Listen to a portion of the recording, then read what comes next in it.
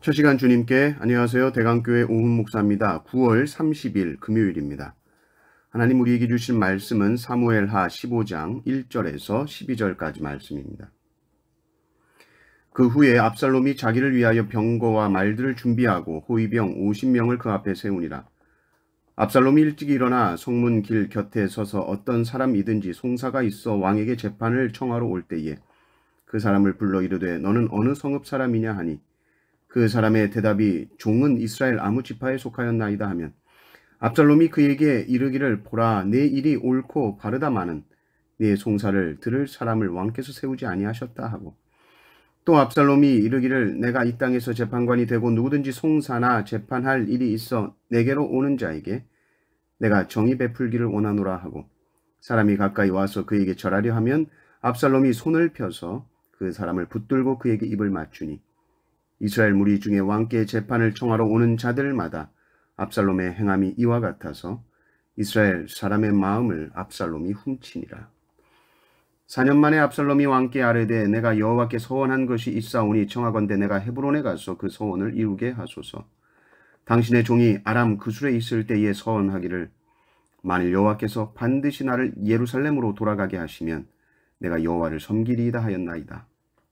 왕이 그에게 이르되 평안히 가라 하니 그가 일어나 헤브론으로 가니라.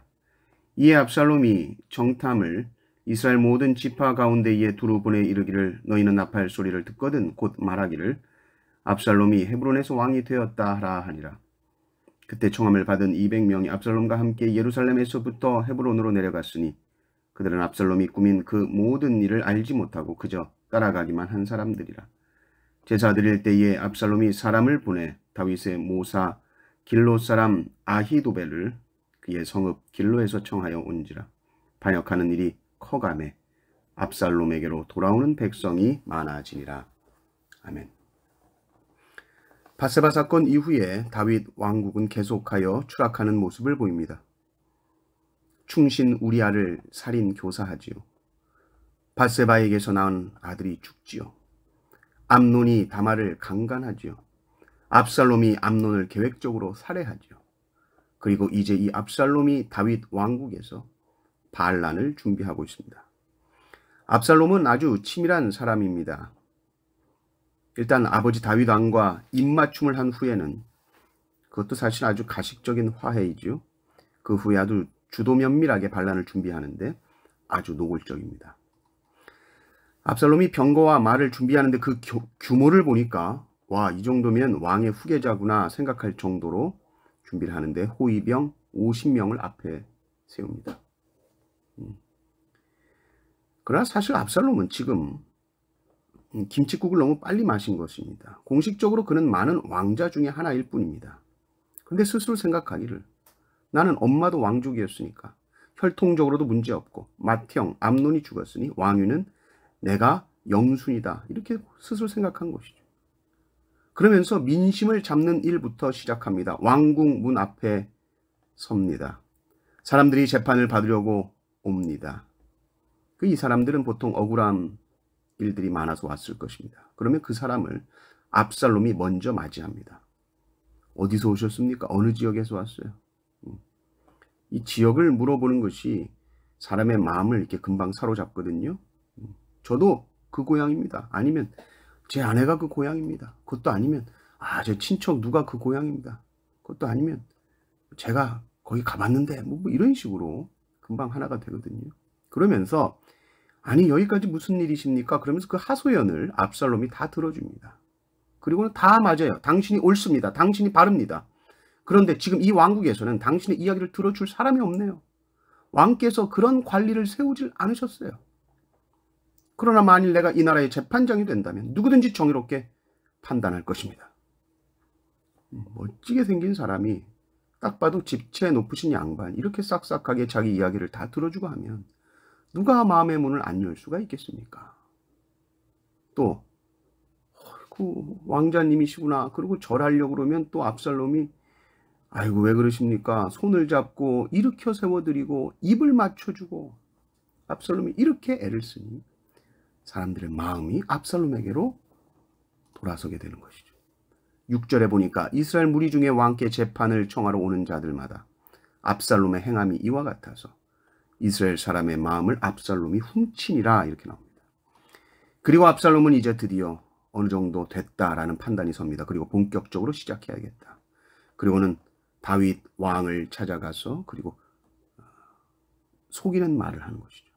아버지, 제가 하나님께 약속한 것이 있습니다. 헤브론에 가서 하나님께 서원한 약속을 제가 지켜야 됩니다. 그게 뭐냐? 제가 아람 그술에 있을 때 하나님께 서원했습니다. 제가 만일 다시 예루살렘에 돌아가게 된다면 제가 하나님을 섬기며 하나님을 예배하겠습니다. 그 예배드리겠다는데 다윗 왕이 거절할 수가 없죠. 그래, 평안히 가라. 그리고는 압살롬이 이제 예루살렘을 떠나 헤브론으로 가는데, 이 헤브론은 아주 상징적인 곳이죠. 다윗 왕이 예루살렘에 오기 전에 다윗이 왕으로 추대됐던 곳이 헤브론입니다. 다윗의 근거지였죠. 여기에 정탐꾼들을 미리 보냅니다. 너희들은 나팔 소리를 듣거든 압살롬이 헤브론에서 왕이 되었다 그렇게 선포해라. 왕으로서 아직 기름 부음 받은 게 아니지만 이렇게 한번 떠보는 겁니다. 민심을 보는 겁니다. 압살롬 왕이 됐다. 사람들이 와 정말 잘 됐다 이런 분위기인지, 아니, 무슨 압살롬이야 이런 반응이 나올지 떠보는 거예요. 그리고 압살롬이 이 헤브론으로 예배드리러 간다고 하면서 유명한 사람들, 영향력 있는 사람들이 아주 이렇게 마음을 주고 좋아하는 사람들을 다 데리고 가는 거예요. 200명을 동원해서 헤브론으로 갑니다. 이 사람들은 성경에 보니까 아무것도 모르고 그냥 가는 거예요. 헤브론에 예배드리러 간다고 해서 그냥 가는 거예요. 근데 주위 사람들이 보기에는 와 압살롬 대단하다 이렇게 되는 거죠. 저 사람들이 다 같이 하는 거구나. 그러니까 이 200명은 자기도 모르게 압살롬의 반역에 힘을 실어주고 있는 것입니다. 게다가 아히도벨이 압살롬과 함께합니다. 아히도벨은 다윗 왕의 지략가 조언자였던 사람입니다. 그러니까 아히도벨이 지금 압살롬과 함께한다라는 것은 압살롬은 지금 천군 만마를 얻은 것이죠.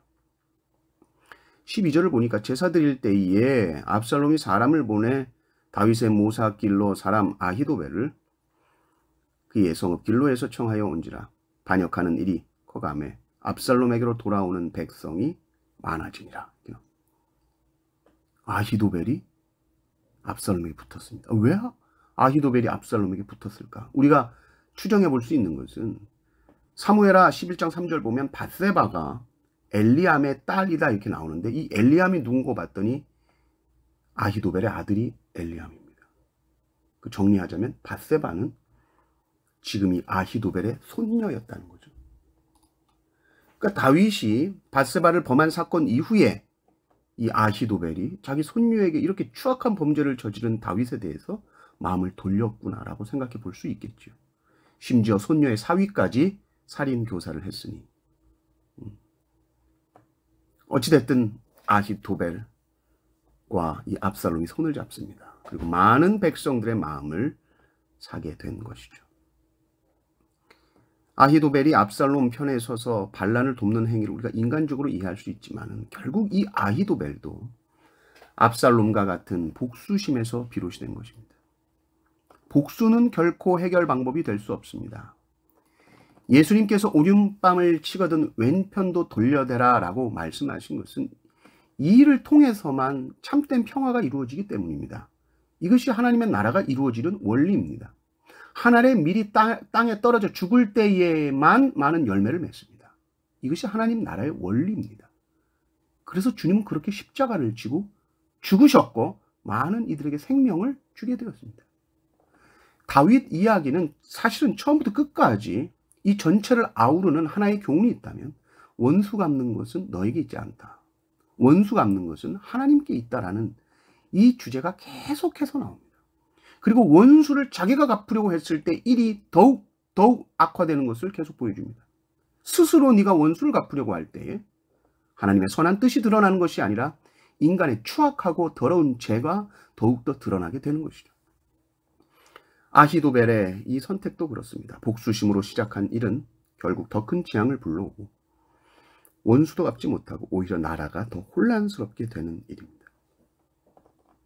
악으로 악을 갚지 말고 선으로 악을 이기라. 말씀을 기억하십시오. 삶의 어떤 상황 속에서도 십자가 붙들고 승리하는 모든 성도님들 되시기를 주님의 이름으로 축원합니다. 아멘.